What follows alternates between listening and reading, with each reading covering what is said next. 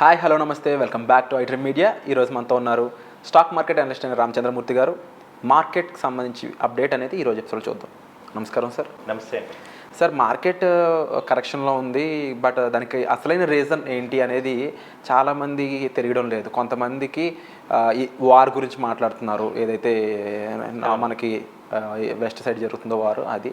And మరి కొంతమంది F&O అని, ఇంకొంతమంది ఎవరికి కనిపించని ఒక బ్లాక్ షీప్ ఉంది, అది చైనా అని చెప్పేసి మాట్లాడుతున్నారు. దీని మీద ఒక కన్క్లూజన్ ఇస్తారా? చాలామందికి ముందు మనకు అసలు మార్కెట్ పడిందని ఓకే, కానీ డబ్బులు మన ఇన్వెస్ట్మెంట్స్ పెట్టుబడులు అన్నీ తగ్గినాయి. కానీ ఒక రీజన్ ఏంటి తెలిస్తే సైకలాజికల్గా కాస్త ప్రశాంతంగా ఉంటాం. అసలు ఏంటి మేజర్ ఏం జరుగుతుంది, ఈ ఓకే డబ్బులు లాస్ అవుతున్నాయి, మార్కెట్ ఫాల్ అవుతుంది, యాక్సెప్టెడ్. ఫస్ట్ డే యాక్సెప్ట్ చేయలేకపోయినా తర్వాత అయినా రియాలిటీ వస్తాం కదా. సో 3 months బ్యాక్ ఏమన్నారు, ఇండియా చాలా గ్రేట్, ఆల్ టైమ్ హైలో ఉంది మార్కెట్స్ అని. మొన్నే కదా 3 months బ్యాకే అది 85,000కి వెళ్ళిపోయింది సెన్సెక్స్. అలాగే నిఫ్టీ ఏమో 26,700 పీక్ హైకి వెళ్ళిపోయింది. నాన్ స్టాప్ అన్స్టాపబుల్ అన్నాము. చూస్తేనేమో మళ్ళీ 1 monthలోనేమో ఓవర్ వాల్యుయేషన్స్, గ్లోబల్ ఇన్వెస్టర్స్ అందరూ కూడా వెనక్కి వెళ్ళిపోతున్నారు, ఓవర్ వాల్యుయేషన్స్ ఇవి అవుతున్నాయి, ఇలా వచ్చేసింది. దీనికి యాక్చువల్గా బ్లాక్ షీప్స్ ఒకటి కాదు, 2. ఫస్ట్ ఏంటంటే యుఎస్ ఫెడరల్ బ్యాంక్ వడ్డీ రేట్లు తగ్గించడం వల్ల మెయిన్ FIIస్కి అక్కడ డబ్బులు ఎక్కువ వస్తున్నాయి. ఓకే. సో వాళ్ళు అక్కడి నుంచి బయటకు తీశారు. సో అదే టైంలో చైనా కూడా banking, central banking stimulus rates తగ్గించింది. అలాగే మార్కెట్స్ అండర్ వాల్యూలో ఉన్నాయి చైనా మార్కెట్స్. కాబట్టి ఇందులో కొంత డబ్బు మళ్ళీ దానిలోకి చైనా మార్కెట్కి వెళ్ళింది యాక్చువల్గా. సో అది మన ఇండియన్ మార్కెట్కి ఏమైందంటే ఓవర్ వాల్యుయేషన్స్ అయిపోయింది. అంటే బాగా 100 రూపాయలది 160, 170 మిడ్ క్యాప్స్ విపరీతంగా పెరిగినాయి. మన కళ్ళ ముందు చాలా పెరిగినాయి. లాస్ట్ ఇయర్ స్టార్టింగ్ నుంచి చాలా నాన్ స్టాప్ వాల్యుయేషన్. కాబట్టి ఇప్పుడు కింద లెవెల్లో బై చేసిన వాళ్ళు ప్రాఫిట్ బుకింగ్ చేసుకుంటారు కదా జనరల్గా. సో దాన్నే ప్రాఫిట్ బుకింగ్ అంటాం. యాక్చువల్ మేజర్ రీజన్ ఏంటంటే ఈ ప్రాఫిట్ బుకింగ్ ఒకటి. ఈ FIIs కూడా లాస్ట్ జనవరి నుంచి చూసుకున్న విపరీతంగా ఇన్వెస్ట్ చేశారు. కాబట్టి వాళ్ళకి ఏంటంటే ఈ ఇయర్ ఎండ్కి డిసెంబర్కి closing. At the same time అక్కడ యుఎస్ ఎలక్షన్స్ పెద్ద ఎత్తున బెట్టింగ్స్. యుఎస్ ఎలక్షన్స్ చాలా టఫ్గా ఉన్నాయి. సో మనీ రిక్వైర్మెంట్ ఉంటుంది అనమాట గ్లోబల్ ఇన్వెస్టర్స్. కాబట్టి వాళ్ళు ఫస్ట్ ఎగ్జిట్ అవటం స్టార్ట్ చేశారు, ప్రాఫిట్ బుకింగ్ చేయటం. దీనికి ప్యారలల్గా చైనా ఇది సపోర్ట్ చేయటం, అలాగే అక్కడ యుఎస్ ఫెడరల్ బ్యాంక్ రేట్లు తగ్గించడం, ఈ 3 మేజర్. దాని తర్వాత ఏమైందంటే పెద్ద IPOలన్నీ ఇండియన్ మార్కెట్కి 2 రీజన్లు ఉన్నాయి. ఇండియన్ మార్కెట్లో ఏమైంది, పెద్ద IPOలన్నీ కూడా ఇదే నెలలో వచ్చాయి. కాబట్టి వాటి ఇన్వెస్ట్మెంట్ కోసం ఈ షేర్స్ ప్రాఫిట్ బుకింగ్ జరిగి తీర్చారు. ఓకే. మామూలుగా ఇప్పుడు నిన్నే ఉన్నా, ఇప్పుడు టీవీఎస్ మోటార్ బాగా ప్రాఫిట్లో ఉంది. అది అమ్మేసి ఏం చేస్తాం, సరే ఏదైనా IPO మనం తీసుకోవచ్చు కదా అనుకుంటాం. అలా కొన్ని లక్షల మంది అనుకోండి ఏమవుతుందంటే మార్కెట్ ఫాల్ వస్తుంది. సో అదే అనుకోవటం. అందరూ కూడా ఏమయ్యారంటే పెద్ద ఎత్తున ఇన్వెస్ట్ చేశారు, అందరూ ప్రాఫిట్స్లో ఉన్నారు. కాబట్టి కొంత ప్రాఫిట్ కరెక్షన్ ఎక్స్పెక్ట్ చేస్తున్నాం అనేది ఎక్కువ జరుగుతుంది. ఈ ఇంత ర్యాలీని కూడా తట్టుకోలేని అన్బిలీవబుల్గానే ఉన్నాం అందరం కూడా. సో కాబట్టి ఏంటంటే ఎక్స్పెక్టెడ్ న్యాచురల్గా సమ్ ప్రాఫిట్ బుకింగ్ జరిగింది. అయితే ఏంటంటే ఈ 2 కూడా, ఈ చైనా ఎఫెక్ట్ కానీ, దాని తర్వాత మధ్యలో ఈ ఇజ్రాయెల్ ఎఫెక్ట్, ఇజ్రాయెల్ ఇరాక్ మీద వార్ రావటం. ఇరాక్ డైరెక్ట్గా వస్తుంది అనుకోలేదు, లెబనాన్కి వెళ్ళిపోయింది. ఓన్లీ ఇజ్రాయెల్ గాజా మీద ఉన్న ఎఫెక్ట్ అంతా కూడా ఇప్పుడు మొత్తం అక్కడ ఏరియా అంతా వచ్చేపాటికి ఏమైందంటే ఈ యొక్క గ్లోబల్ ఇన్వెస్టర్స్ అందరూ ఏం చేస్తారంటే గోల్డ్ మీద ఎక్కువ ఇన్వెస్ట్ చేస్తారు. సో అలాగే గోల్డ్ మీద ఎప్పుడైతే జరుగుతుందో ఈక్విటీ మార్కెట్లో సెల్ చేసిన వాళ్ళందరూ కూడా ఆటోమేటిక్ గోల్డ్ మీదకి ఇన్వెస్ట్ చేయడంతో అది పెరిగింది. సో ఇక్కడ జరిగిన అమౌంట్ 5 పార్ట్లు అయిపోయినాయి. 5టికి ఎక్కువ 5 చోట్ల వెళ్ళటం వల్ల ఒకసారి సెల్లింగ్ స్టార్ట్ అయింది అనమాట. బట్ మళ్ళీ ఎప్పుడైతే ఇది అండర్ వాల్యూకి వస్తుందో మళ్ళీ మనం ఇండియన్ మార్కెట్స్, అయితే మన ఇండియన్ మార్కెట్లో మేజర్ పాయింట్ ఏంటంటే మనం ఎటు యుద్ధంలో లేము. సో మనకు కొత్తగా ఎఫెక్ట్ అయ్యేది ఏమీ లేదు. ఓన్లీ అసలు we are very stable country. And even elections result అప్పటి నుంచే ఇక్కడ యాక్చువల్గా ఆ రోజు ఎక్స్పెక్ట్ చేసింది 400 సీట్స్ అనుకున్నది కొంచెం తగ్గేపాటికి అక్కడే గ్లోబల్ ఇన్వెస్టర్స్ అందరికీ కూడా సెంటిమెంట్ వీక్ అయిందనమాట. సో ఆ వీక్నెస్ని ఇక్కడ ఎగ్జిట్ చేసి వాళ్ళు ఎన్కాష్ చేసుకున్నారు.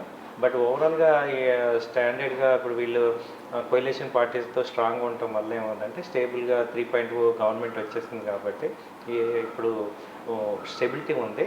అయితే ఈ అప్ అండ్ డౌన్ కరెక్షన్స్ అన్నీ కామన్. కాబట్టి మనం కరెక్షన్స్ జరిగిందని ఫీల్ అవ్వాల్సిన అవసరం లేదు. వాటిని పాజిటివ్గా తీసుకొని మంచి కంపెనీస్ అండర్ వాల్యూలో వచ్చినప్పుడు ఇన్వెస్ట్ చేసుకుంటే మంచి సపోర్ట్ వస్తుంది. అండ్ ఈ స్టాక్స్ మీరు ఇప్పుడు చెప్పారు కదా సార్, దీంట్లో ఉండే మామూలుగా అంటే అడ్వాంటేజెస్ ఉంటాయి ప్రోస్ అండ్ కాన్స్ అనేవి కామన్ ప్రతి ప్రోడక్ట్కి. మరి దీనికి సంబంధించి ఏంటి ఆ ప్రోస్ అండ్ కాన్స్ అంటే?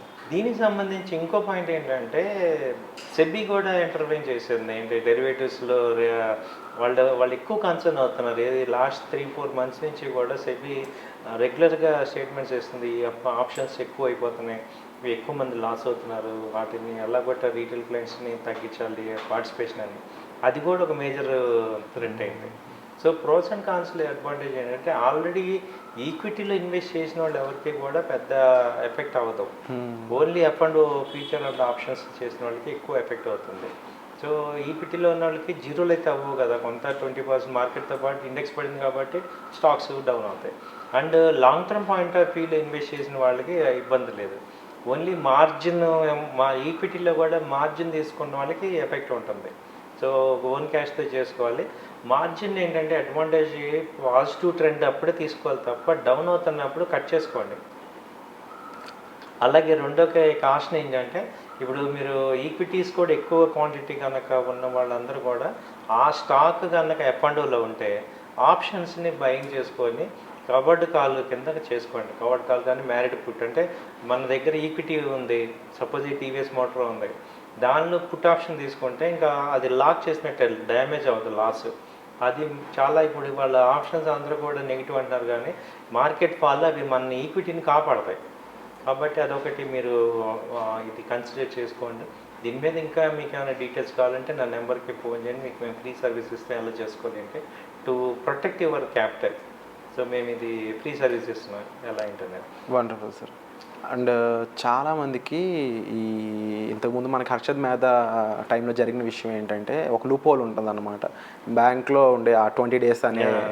అలాగే ఇప్పుడు ఎఫ్&ఓల్లో రిటైలర్స్ చేస్తున్న పని కూడా ఇంచుమించుగా అలాగే అయిపోతుంది, స్కామ్లా మారిపోతుంది. ఇంకోటి ఐపీఓల విషయం వచ్చినా కూడా అంతే, లిస్ట్ అయ్యడానికి వరుసగా వ్యాలిడేషన్ ఏమో ఒక 10,000 కోట్లు అయితే మనం పెట్టేది 50,000 కోట్ల వరకు వచ్చేస్తూ ఉంది. ఇలా నష్టపోవడం కూడా ఎక్కువ జరుగుతుంది. వీటికంటూ సొల్యూషన్ ఏం లేదంటారా? సొల్యూషన్ ఏం లేదండి. ఏంటంటే ఇది డిమాండ్ సప్లై మీద డిపెండ్ అయింది. సో అంతకు ముందుకి ఇప్పటికి మీరు ఇంకా ఇంకా ఫర్దర్గా ఇంకా వెళ్తుంది. ఎందుకంటే 140 కోట్ల జనాభా ఇండియాలో ఎన్ని కంపెనీలు ఉన్నాయి? హార్డ్లీ 7,000-8,000 కంపెనీలు. అందులో టాప్ 500 ఎక్కువ ఉంటాయి. అందరం చేస్తే ఇప్పుడు అంతకుముందు 10 కోట్ల మంది ఉంటే వాళ్ళు 20 కోట్ల మంది ఉన్నాం. అందరం ఏం చూస్తున్నాం? అవే టాప్ 500. ఇప్పుడు మ్యూచువల్ ఫండ్స్ చూసుకున్నా 25 మ్యూచువల్ ఫండ్ కంపెనీలు ఉంటే 25 కూడా వాటిలోనే కదా ఇన్వెస్ట్ చేసేది. కాబట్టి జనాలు ఎక్కువైపోయాం, కంపెనీలు అవే కంపెనీలు అవుతున్నాయి కాబట్టి ఎక్కువ. అలాగే అట్ ద సేమ్ టైం ఏమవుతుందంటే వాల్యుయేషన్స్ పెరిగినప్పుడు మళ్ళీ ఎక్కువ పర్సంటేజ్ ఫియర్ ఎక్కువ అవుతుంది. ఫియర్ గ్రీడ్ ఎక్కువైనప్పుడు ఈ 80% పీపుల్ ఏమవుతున్నారు? అన్ప్రొఫెషనల్స్. కొత్తగా వచ్చే వాళ్ళకి ఏమీ చూడలేదు కాబట్టి వాళ్ళు కొంచెం డౌన్ అవగానే భయపడిపోయి ఎగ్జిట్ అయిపోతున్నారు. దాంతో హెవీ ఫ్లక్చుయేషన్స్ అవుతున్నాయి. అందుకని మార్కెట్స్ వెరీ వాలటైల్ అవుతుంది. ఇది కంటిన్యూ అయిపోద్ది. సో దీనికి ఒకటే సొల్యూషన్ ఏంటంటే మీరు నాలెడ్జ్ అవ్వాలి. బాగా నాలెడ్జ్, టెక్నికల్గా ఫండమెంటల్గా మంచి నాలెడ్జ్ గెయిన్ చేసుకుంటే కానీ ఇక్కడ సర్వే అవ్వవు. Wonderful sir.